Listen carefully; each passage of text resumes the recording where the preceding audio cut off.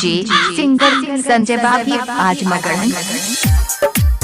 दरोगा भैया जिंदाबाद जिंदाबाद जिंदाबाद, दरोगा चाचा जिंदाबाद जिंदाबाद जिंदाबाद।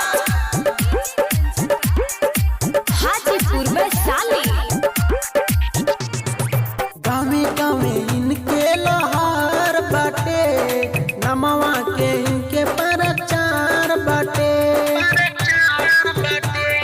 चाची सुनना, गावे गावे इनके लोहार बाटे, नमवा के इनके परचार बाटे। जवन कहतानी बात ना भुलाई जाओ, जवन कहतानी बात ना भुलाई जाओ।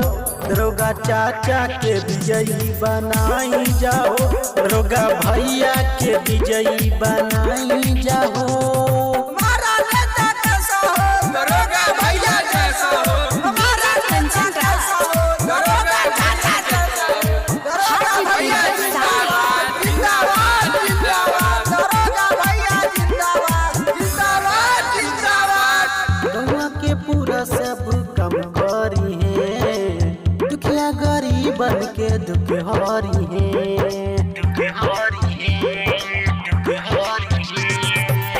गौवा के पूरा सब कम करी है, दुखिया गरीबन के दुख हरी है। ग्राम मुल्लापुर के लजिया बचाई जाओ, ग्राम मुल्लापुर के लजिया बचाई जाओ।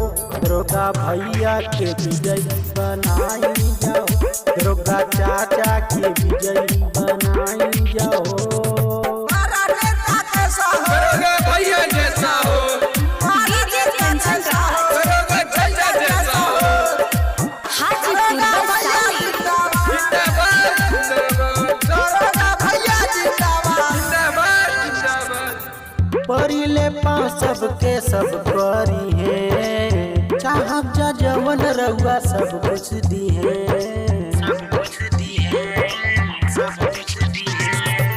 परिले पाँव सबके सब करी है, चाहब जा जवन रहुआ सब कुछ दी है। बटन नहीं के नाम के दबाई जाओ, बटन नहीं के नाम के दबाई जाओ। दरोगा भैया के विजयी बनाई जाओ, दरोगा चाचा के विजयी बनाई जाओ। डीजे सिंगर संजय बागी आज मगन। डीजे सिंगर संजय बागी आज मगन।